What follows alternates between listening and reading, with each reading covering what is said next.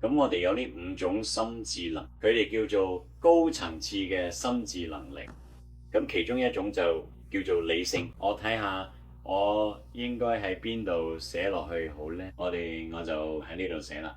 好啦，第一種就叫做理性。理性俾我哋有選擇嘅能力，我哋可以選擇自己腦入邊嚟緊咩嘢，我哋可以選擇由外界透過我哋感官接收到嘅思想，畫、聽、聞、嘗、觸，又或者我哋可以自己創造一個新嘅諗法。其實我哋真係有能力去創造屬於自己嘅想法。理性俾我哋能力去接受或者拒絕呢個想法。第二種我哋有嘅心智能力就叫做意志力，而意志力就俾我哋能力專注喺腦入邊一個畫面，排除其他所有嘅。你應該都見過啲人呢，好似淨係得一個念頭咁，成日都諗住同一樣嘢。其實佢哋就係用緊自己嘅意志力去做到呢樣嘢，明唔明？另外一種心智能力就叫做記憶力。我哋都可以回想翻細個嘅學校嘅事，仲有我哋嘅父母同祖父母，即使佢哋已經唔喺度，我哋可以記得佢哋同我哋講過啲咩。而記憶力有個好有趣嘅地方，就係你都可以將未來嘅記憶帶到而家。係啊，你真係可以咁做。你可以睇下你夢想緊嘅一啲嘢，嗰個記憶其實就係一個未來嘅記憶，而你將會令佢實現出嚟。呢個話題真係好有趣，喺點樣運作都好得意。我哋第4個高層次心智能力咧，就叫做感知。而家感知就係你點樣去諗一件事啦。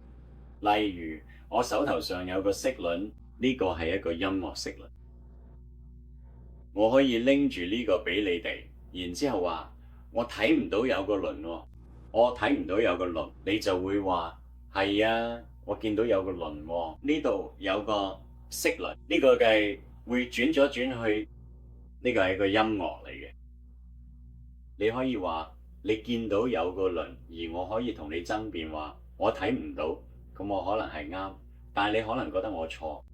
但係其實係因為感知唔同，即係話你望緊呢度，而我望緊嗰度，我睇唔到個輪，所以感知佢分別就係佢，就係你點樣去諗一件事，而當你用唔同角度去諗一樣嘢嘅時候，你望緊嗰樣嘢其實都會變，真係好神奇。呢個真係一個好勁嘅心理能力。而家另一個我哋有啲心理能力就係直覺。直覺可以令我哋連接到宇宙意識，真係好神奇。你知啦，如果你入咗一間好多人劏房，有時你都會感受到個氣氛，好似你入咗商場咁。商場，我出嚟之後呢，感覺有啲筋疲力盡。如果你走進一座教堂，睇到每個人都喺度唱歌，你就能夠感受到嗰種能量，感覺真好嘅。參加婚禮嘅感覺同埋參加葬禮嘅感覺自然不同。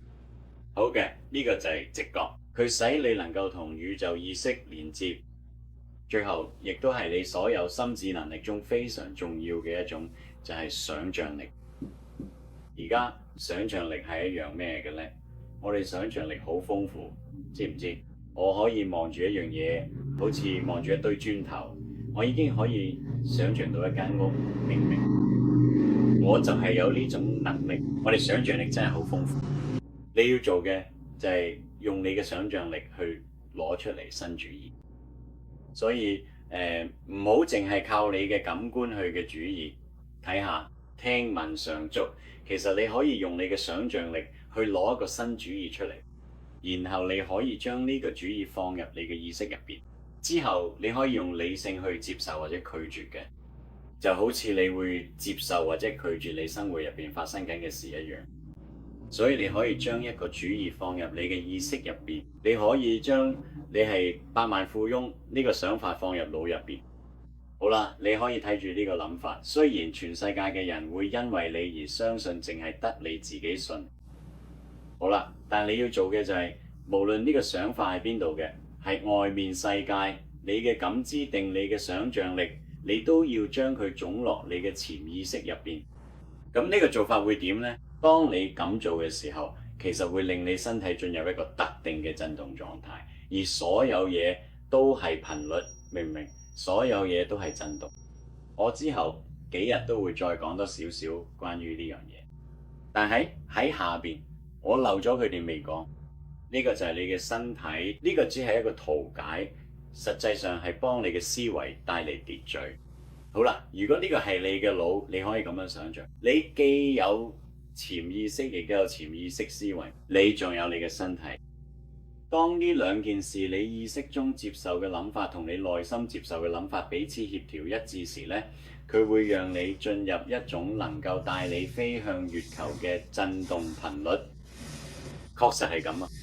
但你必須讓呢啲咁嘅事情協調一致嘅，你必須咁做。所以如果你喺思考，如果你嘅意識喺度思考，我知道我可以賺更多嘅錢，我知道我嘅人生可以成功，但係你內心深處佢去諗，我就係做唔到，諗辦法賺更多錢，你會失去同步，震動亦都會變得混亂。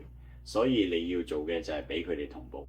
所以你身體嘅震動頻率會吸引到同你對齊嘅頻率上面所有嘢，而呢，佢就會帶嚟你嘅結果。呢個圖真係好正，佢可以幫你嘅思維帶嘅秩序。其實好多人都知個腦當然唔係咁樣啦，係咪？但係如果你有一個咁嘅圖像，呢個就叫做火柴人圖像。當你有呢種圖像嘅時候，佢會幫你嘅思維帶嚟秩序。所以當你嚟緊外邊世界發生緊啲咩事，而嗰啲嘅同你內心深處嘅感覺唔一致嘅時候，假設你有份工，收入足夠俾晒所有嘅單，仲可以養自己同屋企人，然後突然你就被解僱咗。你喺被解僱之前嘅諗法就係一切都好好，我有足夠嘅錢嚟支付所有嘅單，維持我嘅生活，一切都好幸福。當外界突然間話俾你知你被解僱咗，你可能會陷入一種認為我一文不值嘅境地。你可能會想，我一文不值，我被解僱咗。OK， 你想約會嘅人可能會拒絕你，你可能參加比賽，結果輸咗。呢啲因為你用五官感受到外在世界嘅情況而浮現喺你腦海入邊嘅嘢，最終可能會入喺你心入邊。講到心，你可能真係會信嘅。明明之前一切都好好，你覺得自己好成功，但有某嘢一啲就打亂咗你。你突然間開始懷疑自己，而當你將呢種懷疑帶到潛意識入邊，佢會改變你使用嘅頻率，亦會改變你嘅結果。如果你仔細觀察嘅話，你會發現佢非常之靚。有時候當事情進展不順，生活中出現問題時，突然間一切都變得糟糕起嚟，你會陷入惡性循環。OK， 而家呢個就係我喺度所講嘅呢個函數。所以你喺潛意識裏邊植入啲咩非常重要。心靈，我哋喺呢5日入邊會講多好多關於呢方面嘅嘢，但係而家我只係想講一樣嘢，明白呢樣嘢就好似睇到你王國嘅鎖匙嘅，因為佢可以令你個腦有秩序。正如人哋話，秩序就係大自然嘅第一法則。